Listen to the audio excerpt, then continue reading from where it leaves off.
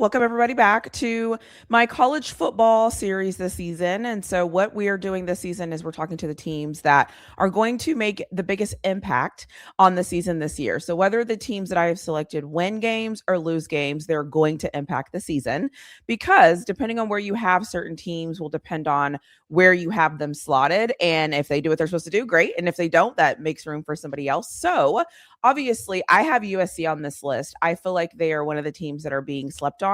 They have a returning quarterback, returning running back. Like there's a lot of things that make me feel good about USC. We all know the elephant in the room when it comes to USC is defense. But other than that, and then they hire a defensive coach. So I feel really good about USC this year. So they are a part of my series. So I would love for you to just introduce yourself, let us know anything you want us to know, and then we'll just get talking about USC. Awesome. Thanks so much. Appreciate you having me. My name's Fight on Rusty, Arguin Nation, mostly known through what I have as my profile picture and avatar, my Australian Shepherd. It is about time to update that picture, which we do annually. It's a fun little tradition for updating the picture. But Fight on Rusty, SC super fan. I talk about SC all over Twitter, sometimes on Instagram. USC alum, season ticket holder, passionate about USC. I am dissatisfied with USC just merely being pretty good. So a lot of my points that I make on Twitter are in line with my expectations for USC, and that's for USC to start acting like USC and to start being that no longer sleeping giant, but being that big ugly opponent that you have to face on a weekly basis. So Okay. really excited to talk USC today. Really excited to talk ball. I love that.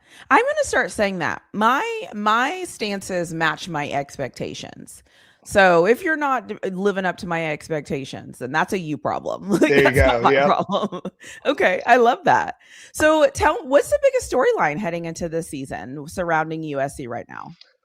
So in my opinion, the biggest storyline is, and you kind of hit on it, whether or not Lincoln Riley can finally convert all the progress that we've heard about, that we've seen this offseason, that the noise that we saw from getting the number one recruiting class last season, uh, having as much talent as he has on this team. I mean, this is year five. He has a veteran Mhm. quarterback, like you mentioned. He has a veteran running back in Waymon Jordan Jr.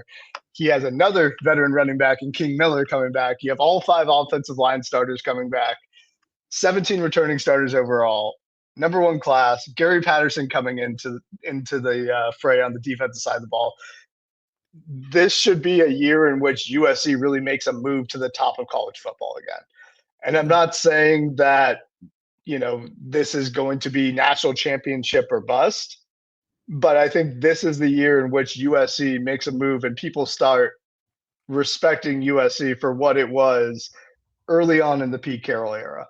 I think if everything that we have heard coming out of practices, the confidence that, and I quote, I think it was Bud Elliott that said on his podcast, there's a quiet confidence coming out of Los Angeles, and it's impossible to ignore. Yeah. So I think that's the biggest storyline right now. Is it's top. It's time for the projection to really be over, and USC has to start to produce now Yeah. in this season.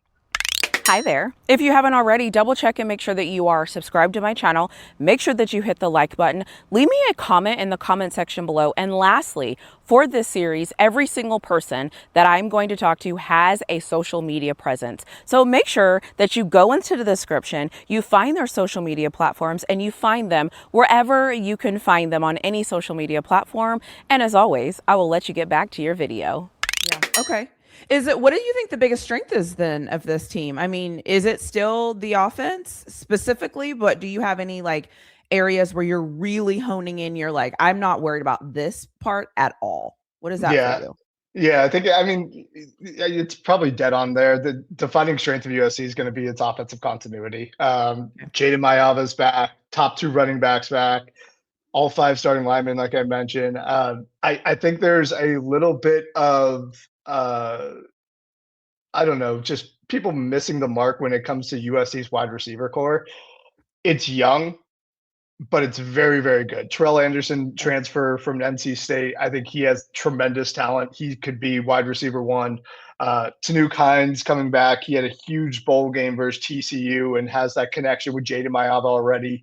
And then you have a really young but talented wide receiver core behind them. So really excited to see that. I think when you think of the strength, it's got to be the offensive continuity. Okay. And then the other side, what is your biggest concern when you look at this football team? I pause here because concern to me is if this is a concern, this is a really good problem for USC, but it's Okay. Gary Patterson. Yeah, If Gary Patterson is the biggest concern for this USC football team, that is a really, really good problem to have. I I agree. think there's been a lot of talk about Gary Patterson being out of football for 3 years. I mean, the guy eat, breathes, and sleeps football.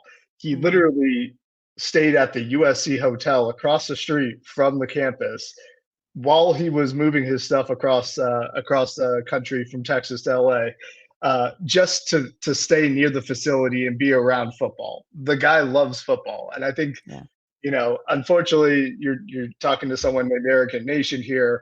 I'm going to see a weakness and position it as a strength. But Gary Patterson coming into this defense, I think the biggest thing for me is really the players that he's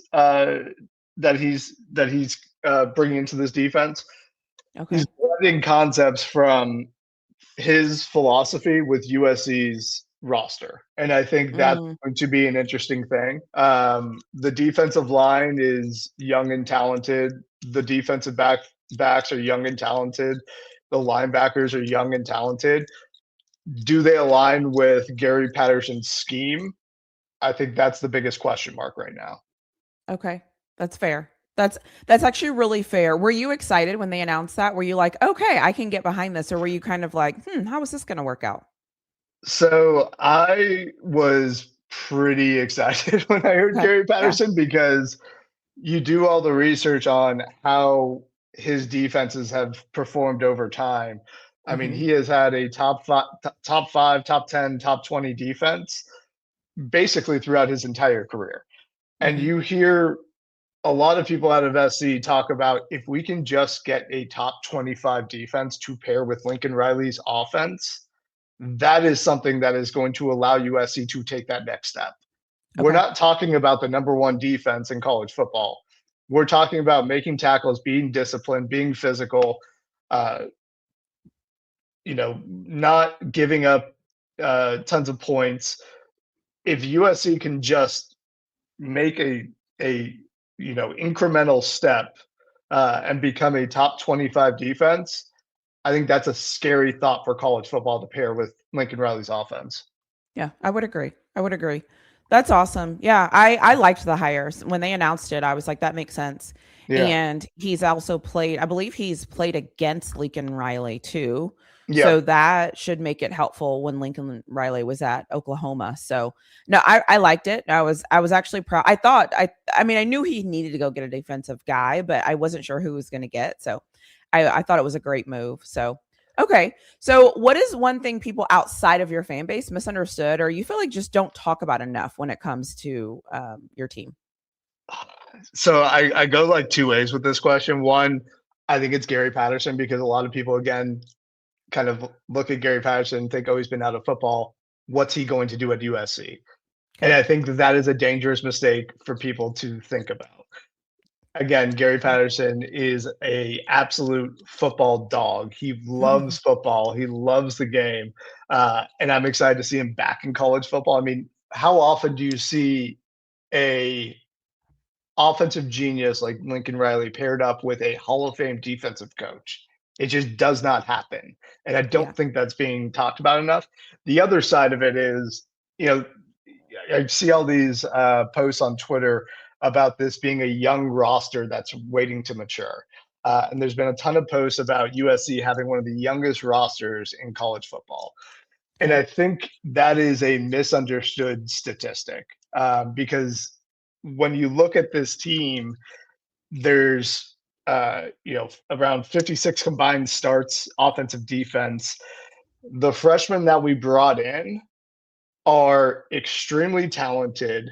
And this is kind of the new age of college football where you have talented freshmen that come in that are ready to play college football. They are Right. physically matured, they are mentally matured, they have the skill set to play against, uh, you know, juniors and seniors, and that is something that has become very, very different across college football.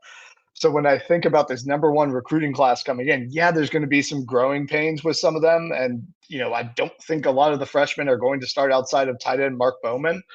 But when you look at this team, that number one recruiting class is going to push and elevate the folks that are already starting. The defensive line, the defensive backfield, those players should be elevated by the freshmen coming in. And I think that, I think that's part of what is being missed is this number one recruiting class is exciting for USC this season. It's not something that they're building towards.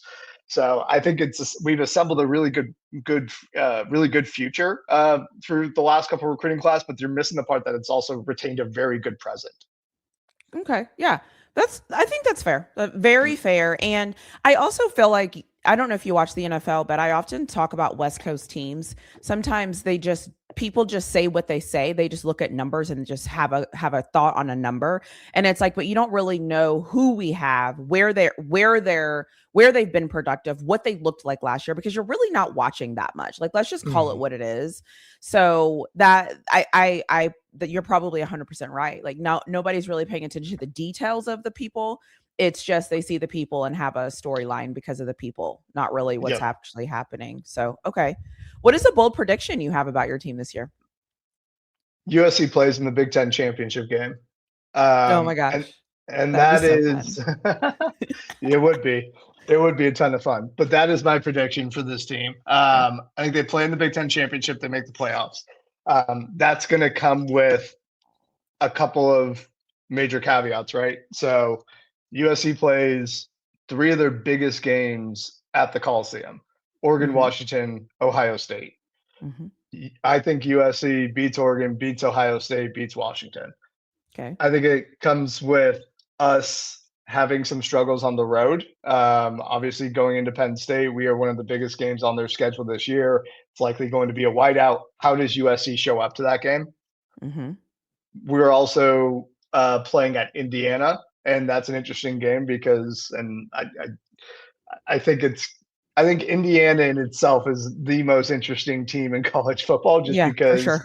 you think about they basically turned around a program in 1 year. Like, can they continue that? But I am excited about this team. I think this team plays in the Big Ten championship again. Kind of where we let off here. I I really feel that this USC team is going to begin the ascension of USC to the top of college football, and that begins with playing good physical football and making the Big Ten championship this year in the playoffs. I love that. And like I said at the beginning of this, if they do, it's like, I feel like football's is gearing for a shape shift, and maybe we're in the middle of it. We just don't know if it's going to always shift every year, which is so fun if it does. Mhm. So, yeah, it'll be interesting to see, and I love that. Okay. So, let's for some of these fun questions. Besides your team, which program are you most interested in watching this season, and why? Who else are you going to be keeping your eye out on just to kind of see what they have going on? Man, I really think it's Indiana for me. I kind Okay. of like led with it there, but like I want to know what we were watching was the greatest lightning in a bottle season in college football history, or if Mhm. Kurt Cignetti really has that Nick Saban type mentality and can create that sustainable national power in Indiana. Uh, Yeah. Obviously, you think about them going 16-0. They don't have Fernando Mendoza anymore. They don't have a Heisman QB anymore. Does that mean they take a step back? I don't know. Yeah. But they're not being treated like some sort of cute defending champion. They're in the title conversation, so Mhm. they have the respect of media. They have the respect of folks across the college football sphere. I think when we look at Indiana, it's really the ultimate test of whether this sport has fundamentally changed or whether we just witnessed the greatest magic trick in college football history. Can you build a program through the transfer portal? That's the biggest question with Indiana. Can you sustain a team through the transfer portal? I think they're starting to pick up from a recruiting sense, and they're starting to realize, like, Yeah. hey, we need to actually complement what we do from the transfer portal with, 4 or 5-star recruits and get a lot of blue chip talent into here. But I think it's really, really interesting in the fact that, like, Indiana football was not even a thought Mm-mm. 2, 3 years ago, and now they are a national powerhouse. And I hate to say it, I'm going to relate that to USC. That's what I want to see out of USC. I want to see us ascend back into that conversation. But I really think it's kind of interesting that with Indiana, I think they have the players to continue doing what they're doing. I think it's going to be. I think I'm a little bit less convinced that they're not going to take a step back because they did lose a lot as well. They Yeah. lost a lot of talent. They lost the Heisman winner and number one overall pick at QB. I think they can remain elite, but I don't know if they're going to be going 16-0 again. I don't know if, we look at the end of the season, they're in the national championship conversation. I don't know if that's going to be a thing. Fair. Yeah, I think too it's a matter of who are they? Are they a team that is a quarterback led team? Or are they just a complete team where it's like it's just more of a system, it's more of a discipline, it's more of what we're teaching here. It's just going to work because we're teaching basic fundamentals. Don't get penalties, like basic Yeah. things. So it's interesting. It's like the old talent versus just discipline. What is Yeah. going to win out? Last year, discipline obviously won out. So yeah, it's very, very, very, very interesting team to pay attention to. And then I always make the argument, what is taking a step back for Indiana? Does that mean 2 games lost that year? But you could still win the Natty if you only lose 2. Like, it's like, what does step back mean for them? I think Yeah. that's that $1 million question is step back to normal, like 6-6? Like, what, like, I what don't is know. step back? Yeah. I think those 6 and 6 days in Bloomington are over. I think that Cignetti is starting to really build a program there. I mean, the other side of the coin is, like, he's, what is he, 65 years old? Yeah. Mm-hmm. How Not much young. more time? How much more time does he have left in college Yeah. football? Like, the guy wants to win more championships now, and I think that is probably the scariest thing because, I'm personally afraid of the guy. I think he's a psychopath. Like, who In a good who way. yeah, in an absolute good, like a football Yeah. psychopath. Like Yeah. the same way that, like, I think Lincoln Riley called Gary Patterson a psychopath. Like, this is a good thing. Yeah. Like, who wears a pullover without a shirt underneath? Like, that's a psychopath move. But Kurt Cignetti, I think he has the ability to create a sustained power out there. We'll see how it works out this season, but I think he's Yeah. he's definitely building more blue chip talent than Indiana has ever seen on campus in its football history. Got it. Okay. So if you could add one player from any team in college football onto your team that you feel like will just enhance your team and make your team better, give you a peace of mind, help you sleep at night, who would you add and why? This is a tough question because I really like our team and we have a really tough we have a really young team. So to replace them is uh, not to say that we don't have players at this specific position, but for me it's Colin Simmons at Mm, Texas. yeah. Like, I mean, I think we have enough offensive talent. We're going to score on pretty much anybody. This is a top 5 offense, but I want the most physical and terrifying edge rusher in all of college football on this team Yeah. Okay. because I think that there are some deficiencies for sure within USC's defense. A lot of deficiencies in college football can be mediated with a strong pass rush. Mm-hmm. I mean, you look at, and I'll go back to Pete Carroll's days with USC. He didn't have a lot of defensive backs get drafted in the first couple rounds. He didn't have a lot of defensive backs go to the NFL. He had a lot of physical front seven dudes who came after the football. Mm-hmm. And if you have a front seven that is strong, if you have someone that gets after the quarterback time and time again, those deficiencies in the backfield don't really matter for you that much because they are not getting the ball to the wide receivers. Right. So I think that's the biggest thing is like, if we had Colin Simmons on this team, which, again, no diss to anyone on this football team. I think we have really talented edge rushers. But if you put one of the top overall defenders in college football on this team, Mm-hmm. I think it's really, really scary. I think, we have plenty of players who can win a game. I want a defender who can ruin one. I'm Yeah. hoping that USC's defensive line can step up to that plate and be those game ruiners for offenses across college football. But if I'm asking, if I'm thinking about it today and I'm thinking about deficiencies in USC and what I saw last year, which was a pass rush that was not enough, give me Colin Simmons on this team every day. Yeah. Yeah. I can't argue that one. For You're obvious reasons, and Texas girl. I got it. yeah, for obvious reasons, and like I agree. I have a philosophy, and everybody gets on me for it. I always say like that offensive line, defense line is the most important position in football, and to win games. And the second is probably going to be somebody that can rush the passer because that dismantles a quarterback. And if that's what you want, right? You want somebody that's in the game that's just going to give you a headache every single time he's out on the field. And there's nothing like a pass rusher. Like I mean, they just are what they are. So, anyways, I could go on and on for hours about that. People get so annoyed with me, but I'm like, that's just how I feel. And I mean, in every game you watch, the only thing that can settle down a pass rusher is a disciplined team, which is what you saw in Indiana in the championship. So that's why it's like, but there's more pass rushers than discipline, like in football, like because it's hard. so okay.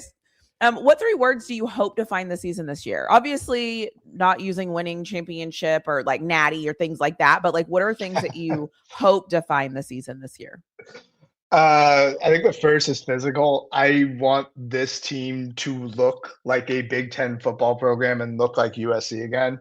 Okay. This applies to not only the defensive side of the ball. Like we want to see dudes on that side. We want to be physical. We want to be able to stop the run and finish games. I'm also talking about the offensive side of the ball. I want them to be physical. I want a bruising offensive line. I want to run the football. We have two really, really, really good running backs in Wayman Jordan Jr. and King Miller. If we can get them going 10, 15 times a game each, that's really scary. So I think if we run the football well, that takes a lot of pressure off of Jayden Maiava, who did make some mistakes last year in big games. He did make some mistakes in big moments. I think there's going to be a different philosophy with Lincoln Riley this year. He knows he can run the football.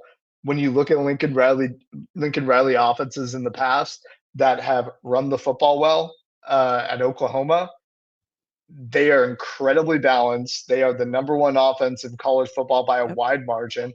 So I think that it starts right there with being physical. The second one is discipline.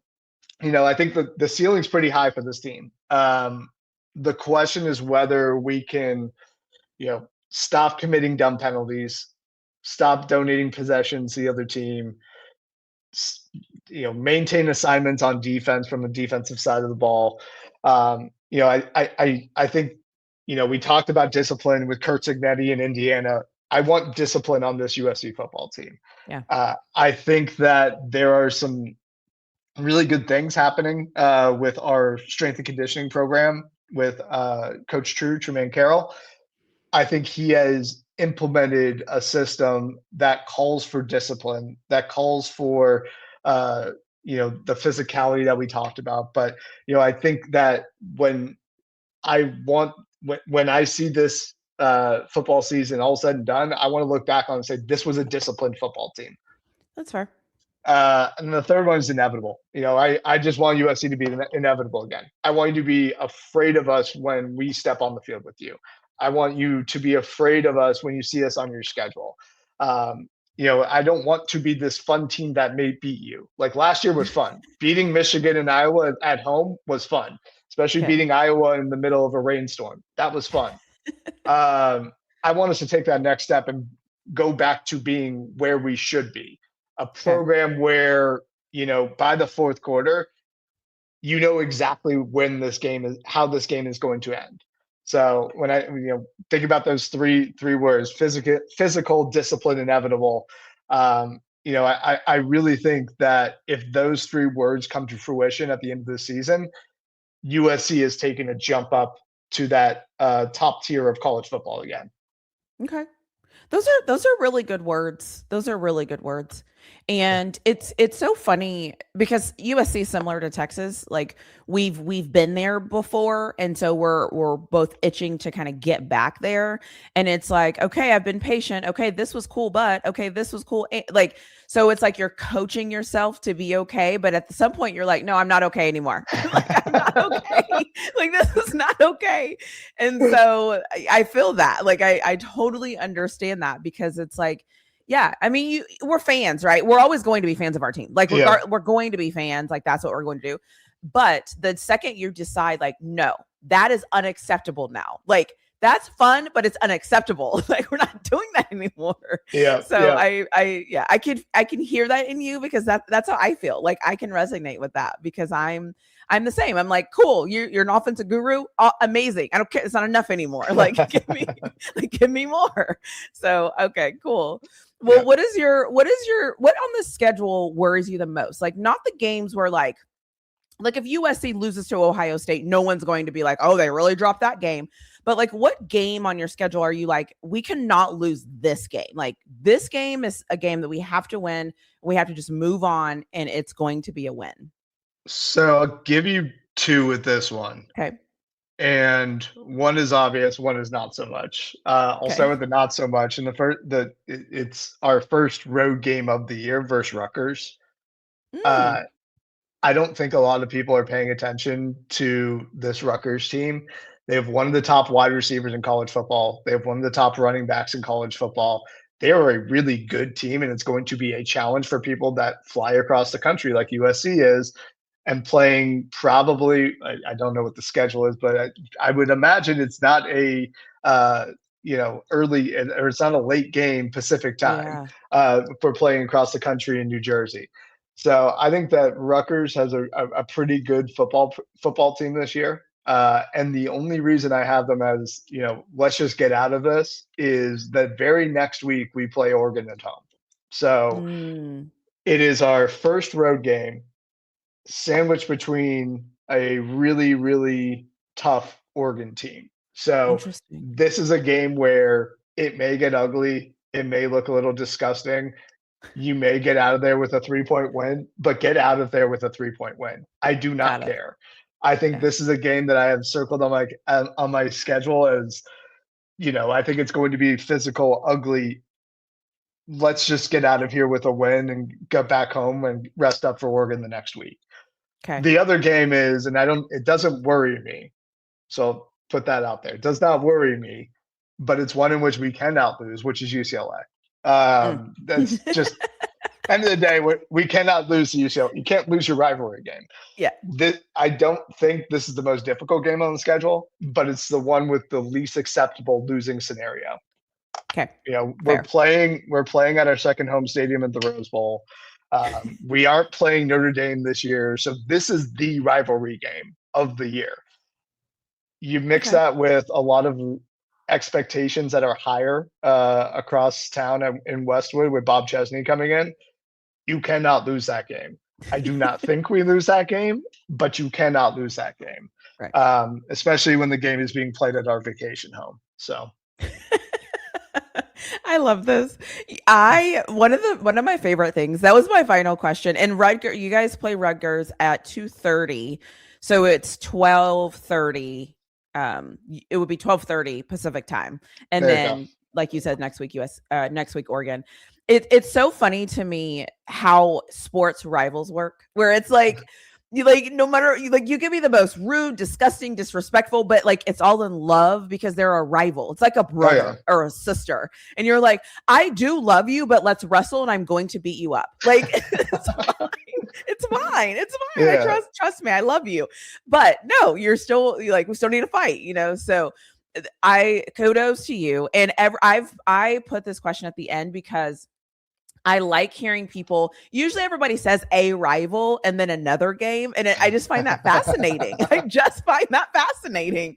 So awesome. Well, those are all the questions that I have for you. Obviously, I appreciate your time coming and like having this conversation with me, and I will put all of your information into the description so everybody can find you on Instagram. Everybody can find you on Twitter and all of those great things. And then I also just want to say at the end of this, I'm aware that he's not on screen. Like so many, like you would be surprised how many people think that like I didn't notice certain things, like I'm not looking at the screen. So I'm just calling it out that like I'm aware of that. Like I know people might like whatever, so I just wanted to call that out.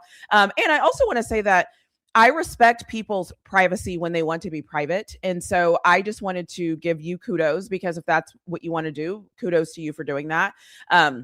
I just don't think we do that enough. And so I just wanted to take a moment and actually acknowledge that and say that because, hey, we all do our different things. I do the same thing with different things. So I totally get it. So thank you for your time and talking to me. And I'm actually really excited to see USC play. I mean, like I've been talking about USC for a couple of months now and everyone's like, here you go with this. Like you always pick a team that you're like, and I'm like, listen, last year I told y'all Indiana was going to win the Natty and everybody thought it was crazy. So I'm just saying.